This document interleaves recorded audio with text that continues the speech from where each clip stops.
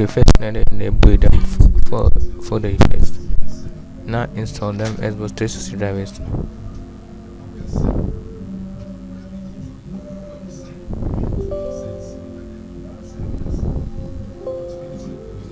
So, install via my install into Kadam Tram. Today install via Neboy second folder way. Neboy them folder. Neboy bin. Now eboy them file. So boy about now I take force install. Area I take configure